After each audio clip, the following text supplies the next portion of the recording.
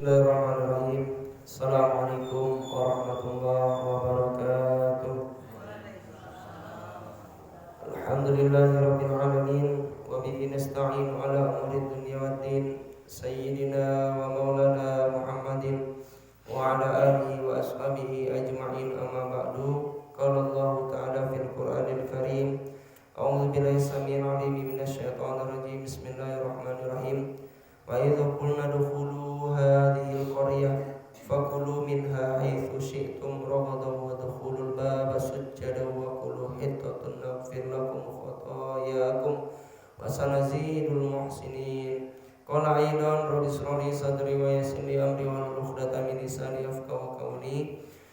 Allahumma innaka antal azizul kabir wa nahnu ibaduka dzalilud dhaif. Allahumma saghfir lana amrana kama saghfarta fir'auna li Musa wa layyana quluban nas kama layyana hadida li Daud anta maulana ni'mal maula wa ni'man nasir. Ya hayyu ya qayyum ya dzal jalali wal ikram. Bersyukur kepada Allah Subhanahu wa taala atas limpahan rahmat, nikmat dan karunia yang Allah berikan kepada kita bersama, sehingganya kita telah selesai mengerjakan sholat fardhu subuh secara berjamaah. Berharap dan bermohon kepada Allah Subhanahu wa taala semoga seluruh amalan rakaat ibadah kita diterima oleh Allah Subhanahu wa taala sejak kita bangun tidur sampai kita tidur lagi, hendaknya amin ya rabbal alamin. Apapun itu aktivitas, mudah-mudahan diridai oleh Allah Subhanahu wa taala. Nikmat itu akan terasa, nikmat itu akan terasa apabila lah hilang. Contoh, kalau nyo mahkota rasul lama nyo mencaliak ketika lah butuh baru terasa pencalian, baru terasa nikmatnya pencalian tu. Dia menyasa dan cobalah ketika dan waktu mencaliak tu dan baca Quran dan bangun baru terasa. Tapi kalau lah butuh tu barunya terasa nikmat. Tapi kalau kini kok dia alun hilang, makanya tidak terasa. Nikmatnya terasa kaki itu lama dipakai ke jalan, ketika nyolah lumpuh. Lah hilang nikmat itu barunya terasa. Lah lumpuh kaki itu baru terasa nikmatnya berjalan. Dia cobalah dulu waktu bisa berjalan, Pak Idin ke masjid lamanya. Tapi ketika lah lumpuh baru kaki dia lumpuh dan tidak bisa ke masjid, baru timbul penyesalan. Nikmatnya bisa mengecek itu ketika Allah bisu, baru ibu hati. Mulut tidak bisa mengecek, manitia ayam atau galak magiah isyarat dari orang dengan gerakan tangan, baru taraso nikmat mengecek. Maka pergunakanlah lisanku dengan yang baik. Fakul khair au yas'al. Artinya gini, gunakan, ucapkanlah kebaikan atau diam. Falyasma, ucapkanlah kata-kata yang baik. Kalau tidak bisa mengucapkan kata-kata yang baik, lebih baik diam. Maka ucapkan perkataan yang baik, perkataan yang memberi hikmah, perkataan yang memberi motivasi, perkataan yang memberikan semangat, perkataan yang baik-baik. Nah, maka di situ baru akan terasa nikmat ketika waklah tidak bisa mengecek. Orang kalau lah stroke tidak bisa ngecek dia. Lah mati, badannya sebelah lah bibir lah mencong, lidah lah tidak bisa dikecek lah kaku. Baru akan terasa nikmatnya. Maka oleh sebab dari itu Bapak Ibu, mari kita bersyukur atas nikmat yang Allah berikan kepada awak kau dengan cara mempergunakan nikmat itu untuk beribadah kepada Allah Subhanahu wa taala. Itulah orang yang bersyukur kepada Allah. Memang ada orang yang diberikan nikmat oleh Allah tapi tidak dipergunakan untuk ibadah. Makanya dikategorikan bukan orang yang bersyukur kepada Allah Subhanahu wa taala. Maka pergunakanlah nikmat sebaik-baiknya untuk beribadah kepada Allah Subhanahu wa taala. Nah, salah satu tanda orang yang bersyukur itu adalah memberikan manfaat kepada orang lain. Nah, contoh contoh kecil,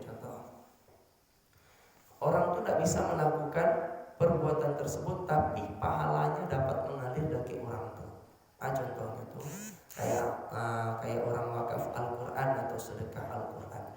Orang tuh tidak bisa baca Quran, orang tuh tidak nampak yang baca Quran, tapi pahalanya ngalir dari orang tuh, walaupun orang tuh lah wafat, lah meninggal.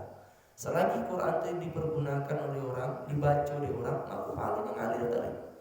Itu orang yang cerdas, orang yang pintar memanfaatkan nikmat daripada Allah Subhanahu wa taala. Kalau sedekah makanan habis lah kanyang pari orang sekedar kanyang, besoknya enggak kanyang habis, enggak ada pahala dia. Sekedar hari itu saja. Kalau pakaian sampai lapua, sampai lah habis, lah meninggal, lah lapua, enggak dipakai ini dong. Maka habis enggak dipakai. Tapi Al-Qur'an selaginya dibaca di orang, lah meninggal, makanya akan terus mengalir. Itu orang sebaik-baik yang sepintar-pintar. Contoh kayak wakaf masjid gitu kan, atau infak untuk bangun masjid, itu juga bermanfaat. Pak, Iko ada 50.000 untuk membeli sekarang simin umpama, maka dibalik ke simin, dilepohan ke masjid, maka selagi masjid itu dipergunakan oleh orang, dimanfaatkan oleh orang, pahalanya terus mengalir. Begitu pula dengan wakaf tanah. Banyak hal-hal yang lainnya yang bisa dicontohkan untuk tetap mengalir pahalanya ketika waklah wafat atau kita lah meninggal. Maka pergunakanlah nikmat Allah yang sebaik-baiknya dengan memanfaatkan untuk orang lain yang bisa dipergunakan untuk fasilitas ibadah kepada Allah Subhanahu wa taala. Bukan berarti aku menyuruh wakaflah Quran banyak-banyak. Kok banyak-banyak? Orang yang pakai 10 orangnya, awak diwakaf 100 Quran, itu tidak terpakai nona. Yo tengok situasi dan kondisi. Kalau umpamanya ada 20 orang, diwakafkannya 20 orang, dipakainya seluruhnya, itu baru pas. Tapi kalau orang yang memakai 20 orang, yang mengaji 20 orang, nyubari 100, tentu tidak terpakai selebihnya. Nah, maka pergunakan, tengok fasilitas dan kapasitas. Alhamdulillah Quran Allah bertambah. Ya, mudah-mudahan pahalanya mengalir, bermanfaat untuk orang yang mewakafkan atau menginfakkannya sampai ke anak cucu keturunannya, dan kalau niatkan untuk orang yang terdahulu pun sampai pahalanya bagi orang yang terdahulu. Amin ya rabbal alamin. Kemudian salawat sertakan salam. Tawasul-tawasulnya kita hadiahkan untuk arwah junjungan umat sedunia, yakni Nabi besar Mustafa Muhammad sallallahu alaihi wasallam. Quran pun akan turun kalau tidak ada Nabi Muhammad sallallahu alaihi wasallam. Maka begitu besar nikmat Nabi besar Muhammad sallallahu alaihi wasallam sebagai tanda rasa cinta kita kepada Nabi besar Muhammad, maka memperbanyak salawat adalah salah satu tanda kita bersyukur dengan diutusnya Nabi besar Muhammad sallallahu alaihi wasallam. Kemudian yang terhormat bapak-bapak dan ibu-ibu, tanpa mengurangi rasa hormat, yang besar tidak disebutkan gelar, yang kecil tidak disebutkan nama, umumnya muslimin dan muslimat, wabil khusus yang teristimewa yang hadir pada kesempatan subuh kali ini. Mudah-mudahan dosa-dosa kita diampuni oleh Allah Subhanahu wa taala, amal ibadah kita diterima oleh Allah Subhanahu wa taala, diberikan anak dan keturunan yang soleh dan solehah, diberikan istri yang solehah, diberikan suami yang soleh, dan diberikan keluarga yang sakinah mawaddah warahmah, diberikan ketenangan dalam hati, dimudahkan segala urusan, dimudahkan segala orang-orang yang berhutang, dimudahkan oleh Allah untuk melunasi hutang piutangnya, dan mudah-mudahan kita diridhoi oleh Allah Subhanahu wa taala, mati dalam keadaan iman, mati dalam mengucapkan kalimat la ilaha illallah, mati dalam keadaan husnul khatimah. Amin ya rabbal alamin. Baiklah, pada kesempatan kali ini kita akan mengkaji tentang surah kedua, surah Al-Baqarah, juz yang pertama ayat 58. Sebelum dari itu, kita beribadah kepada Allah itu harus dalam keadaan suci. Dalam keadaan suci, berwudu kita harus betul, dan istinja kita pun harus betul. istinja apa? Pipis. Pipis itu istinja. Nah harus dibasuh. Kalau tidak dibasuh, maka kita bawa najis, karena serawa, tak sah sholat. Walaupun wudhu kita benar.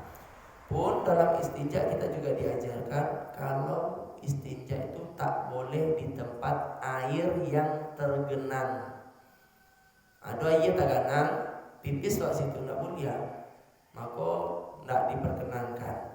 Pun kalau kita istinja hati-hati, angkat kain kita di atas mata kaki supaya tidak kena najis, tidak talewa ke lantai ketika kita ke kamar mandi. Pun kalau pipis, kalau laki-laki, maaf, laki-laki tidak boleh berdiri. Pipis harus duduk. Kalau ini berdiri, otomatis airnya malan tiang, kane kaki, kane sarawa. Pun apalagi keran diiduan, awak pipis dari air keran idui, tambah malan tiang. Maka harus hati-hati. Ada diriwayatkan seseorang yang masuk neraka, ahli ibadah, ahli surga, tapi masuk neraka. Kok bisa?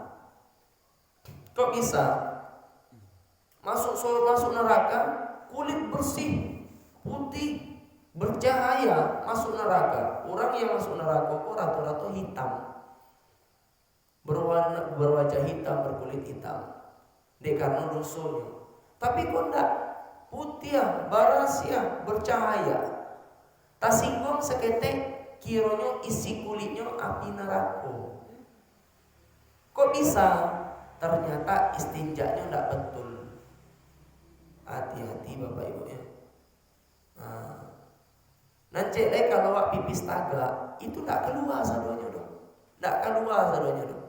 Adanya tadaham saya seketek kalau wak pipis tagak, keluar itu mas ketik. Tadaham sih setek. Keluar itu. Itu makanya disunahkan istinja tuh duduk jongkok. Nggak duduk mau dekor kok duduk masih doang. Pipis duduk masih doang. Jongkok. Mau demawak buang air gadang. Itu. Dan disunahkan mendeham. Itu mendahamnya ke pamit supaya tajan keluar sebenarnya. Itu. Nanti lain tidak dibolehan di kamar mandi itu mengecek atau buka suara. Kok dalam kamar mandi itu? Si anu tu la ilaha illallah. Dalam kamar mandi pun ngecek yo. Dalam kamar mandi sedang pipisnya mengecek, sedang wuduknya mengecek, kasumbayang mengecek, dalam musaji mengecek. Takut dalam sedang sembahyang ngecek lo ngerti apa? La ilaha illallah. Jangan diulang jadi nak mat. Di dalam kamar mandi itu tidak boleh ngecek, makruh hukumnya. Kamar mandi itu sarang setan. Tidak boleh ngecek dalam kamar mandi dong. Ya, buka mulut, usahakan kalau di dalam kamar mandi sedang istinja tuh tutup mulut dan tutup kepala. Bagus tutup kepala. Sebab kamar mandi itu setan banyak. Di gejambanan ini kepala ada setan. Di EE-an ini kepala itu di setan. Itu makanya disunahkan lampau kepala ketika masuk kamar mandi.